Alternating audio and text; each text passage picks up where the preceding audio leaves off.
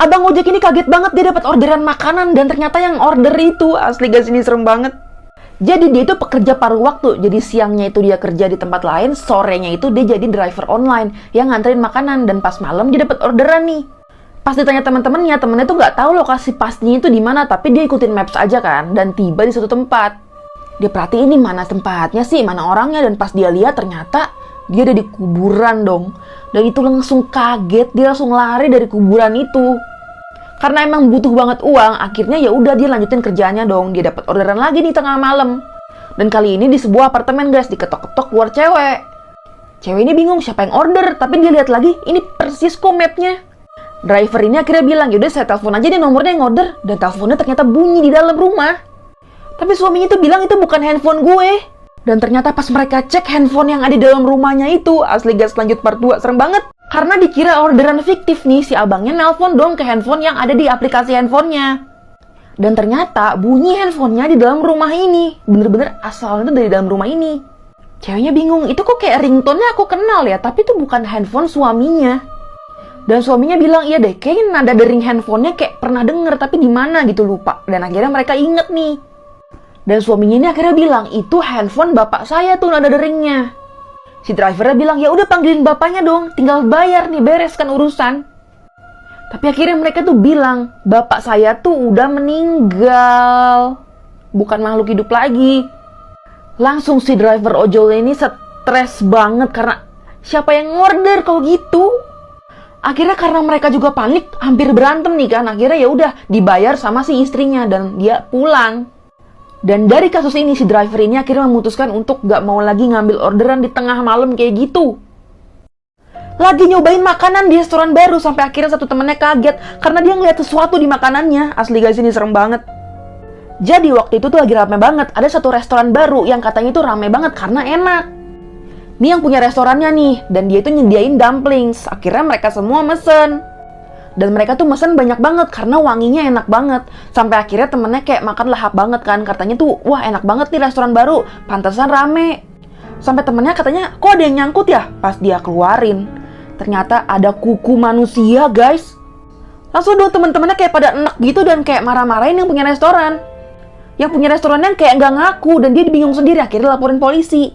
Dan dia bilang katanya cek aja di gudang saya. Dan pas dicek gudangnya, ada daging yang udah digiling dan dia itu nggak tahu daging apa. Akhirnya dia cari suppliernya, dan ini suppliernya. Dan si suppliernya ini nggak ngaku kalau dia jual daging aneh-aneh. Sampai akhirnya ada nenek-nenek yang nyamperin Pak Polisi ini dan bilang, saya punya info, lanjut part 2.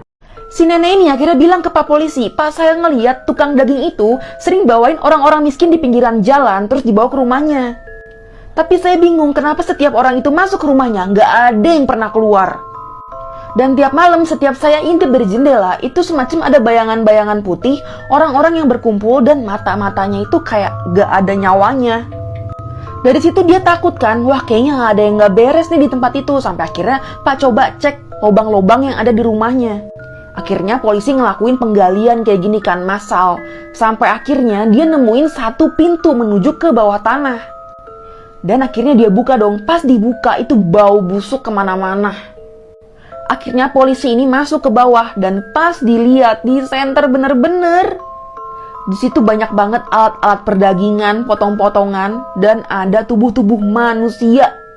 Ternyata selama ini rahasia daging itu enak adalah tubuh manusia. Apa jadinya kalau kalian bisa ngelihat sisa umur orang di atas kepala mereka masing-masing kayak gini? Nih ada yang biru, ada yang merah, serem banget. Jadi anak yang namanya Tommy ini di sekolahnya itu tiba-tiba ngeliat satu cowok yang tiba-tiba marah-marah dan ngejatuhin stopwatch. Dia ambil dong stopwatchnya dan waktu itu pas pelajaran olahraga gurunya nyuruh dia untuk ngitung waktu. Dia pakai aja stopwatch yang tadi yang dia temuin. Pas dia pencet ternyata langsung di kepala teman-temannya itu keluar semua angka, ada jam, menit, sama detik. Banyak dari mereka yang biru-biru dan masih panjang banget nih jamnya. Gak lama tiba-tiba di depan sekolahnya ada kecelakaan dan ini tuh kayak bawa alat-alat yang isinya itu barang-barang beracun. Pada waktu itu gurunya ngebantuin orang ini nih karena kecelakaan kan. Yang tadinya biru jadi merah dong gurunya, dan gak lama gurunya itu masuk rumah sakit. Dan pas disapa sama temennya namanya Peter, dia ngeliat di kepalanya Peter itu angkanya cuma detik doang dan warna merah. Dan waktunya si Peter cuma tinggal 5, 4, 3, 2, 1. Kenapa ya Peter? Lanjut part 2. Dan pas dia lihat di atas kepala Peter itu waktunya hidup cuma tinggal 21 detik lagi. Dia sambil ngitung tuh kayak 5, 4, 3, 2. Dan ternyata di atas kepala dia ada kaca yang jatuh dari jendela di atas. Semenjak itu dia bisa ngelihat semua waktu hidup orang. Dan waktu itu ada kayak kegiatan gitu di sekolahnya, jalan-jalan. Dia iseng nih nyalain lagi stopwatchnya, pengen lihat. Dan pas dia buka mata, teman-teman satu bisnya semuanya angkanya merah dan cuma berapa menit lagi. Dia langsung panik banget sampai akhirnya nyetir bus tuh sampai kayak miring. Dan ternyata untungnya busnya gak kenapa-napa. Tapi dia makin stres ketika ngelihat waktu teman-teman itu gak berkurang, gak jadi biru lagi, tetap merah. Dia bingung ini kenapa, sebenarnya bakal terjadi apa. Ternyata busnya itu, di bannya itu kena cairan berbahaya yang di awal menyebabkan gurunya keracunan dan akhirnya meninggal nih yang ini nih. Dan teman-teman satu busnya udah menghirup semuanya. Dan di sini dia udah pasrah karena dia tahu dia gak bisa ngelakuin apa-apa lagi. Ini alasan kenapa kalian gak boleh main petak umpet sama orang yang baru dikenal. Asli guys, ini serem banget. Jadi sepulang sekolah, anak ini tuh ketemu cowok yang namanya Tom. Dan dia itu akhirnya ngajak main kayak gini. Karena kan tadi dia bosen. Sampai akhirnya udah dijemput orang tuanya nih dari sekolah. Dan besoknya dia main sama Tom lagi dan dipergokin sama gurunya. Tapi gurunya santai aja. Tiba-tiba si Tom bilang, main petak umpet yuk, tapi jangan di sini. Ayo buruan ikut gue. Akhirnya dia dipaksa gitu, ditarik. Sampai akhirnya dia ke tempat kayak pabrik lama gitu yang udah gak kepake. Di situ bener-bener sepi, gak ada orang. Awalnya nih cewek gak mau. Tapi akhirnya dia dipaksa kayak gitu dan akhirnya nemuin satu mobil merah. Karena dia gak pernah punya mainan mobil-mobilan, dia jadi suka. Akhirnya ya udah kita main petak umpet. Si Tom di sini bilang, aku yang ngumpet duluan ya, kamu harus cari aku. Di sini dia mulai ketakutan karena dia ngeliat ada yang berbeda dari si Tom ini. Dan pas mereka main petak umpet, serem banget, lanjut part 2. Akhirnya si Tom bilang, ayo kita main petak umpet, tapi kali ini kamu yang cari aku. Akhirnya si Tom cari tempat ngumpet di balik besi-besi kayak gitu. Sampai akhirnya dia nyari dong si Tom di balik besi itu. Pas dia cari kok kayak nggak ada di mana-mana. Dia udah mulai kesel nih, si Tom tuh sembunyi di mana sih, kok susah banget nyarinya. Sampai akhirnya tiba-tiba gurunya datang. Gurunya tuh panik banget, kenapa dia bisa ada di sini. Dia langsung manggil dong, Tom, guru udah datang, kita harus pulang. Bahkan ibunya si anak ini sampai datang, ayo buruan keluar. Ibunya itu sampai nangis, takut banget anaknya ini tiba-tiba hilang. Akhirnya dia di rumah dimarahin dan pas malam dia ngimpi. Dia didatengin si Tom yang lagi bersembunyi. Dia marahin ke Tom, kamu tuh kemana sih? Pas si Tom ngebalik, dia itu mukanya udah serem banget dan langsung seketika dia bangun tidur. Dia akhirnya dipindahin ke sekolah lain karena takut kejadian serupa terulang kan. Gak lama kemudian beberapa bulan dia ngeliat berita di sebuah koran. Mayat Tom ditemukan di sebuah pabrik terbengkalai. Kisah nyata pembantu asal Indonesia yang kerja di luar negeri ini dipulangin lagi ke Indonesia karena ada sesuatu yang nempel di badan dia. Asli guys, ini serem banget. Jadi namanya ini Ibu Wati. Dia itu kerja di luar negeri tapi nggak disebutin di mana. Jadi setiap malam itu anak-anak di rumahnya itu selalu nggak denger dia tuh nangis. Dan itu selalu kejadiannya tiap jam 2, jam 3 pagi. Dan keluarga ini mikir, mungkin dia kangen aja kali sama keluarganya di Indonesia. Tapi ini tuh berlangsung berbulan-bulan. Suatu siang bapak ini lagi benerin lampu, terus kayak ada yang lewat di kamar-kamarnya gitu. Terus pas dia tanya, kamu lagi main ya di dalam? Dikira anaknya kan. Taunya anaknya munculnya dari belakang. Dan dia baru sadar, ternyata siapa tuh di ruangan itu. Di sini si Ibu Wati udah mulai panik. Dia sadar hal sesuatu yang gak benar terjadi di rumah ini karena sesuatu yang nempel di badan dia. Si bapaknya ini langsung mikir, apa jangan-jangan ada orang jahat yang lagi ngincer Ibu Wati. Makanya dia mau telepon polisi kan. Tapi Ibu Wati langsung bilang, ini bukan manusia. Lanjut part 2. Jadi bapaknya ini kaget banget pas dia manggil anaknya di sini.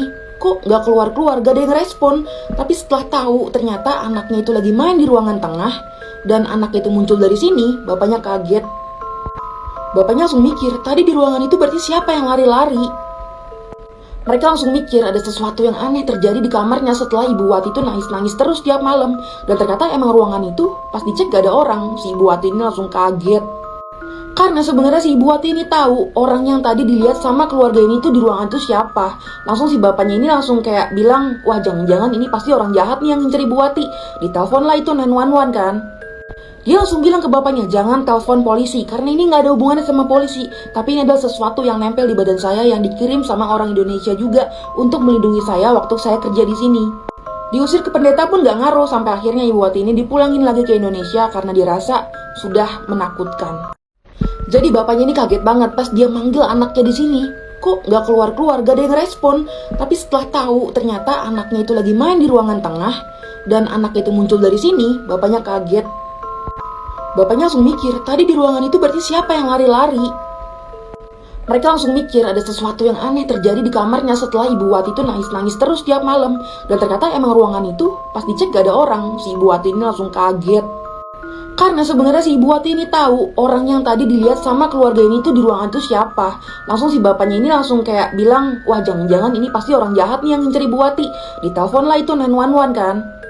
Dia langsung bilang ke bapaknya, jangan telepon polisi, karena ini nggak ada hubungannya sama polisi. Tapi ini adalah sesuatu yang nempel di badan saya yang dikirim sama orang Indonesia juga untuk melindungi saya waktu saya kerja di sini.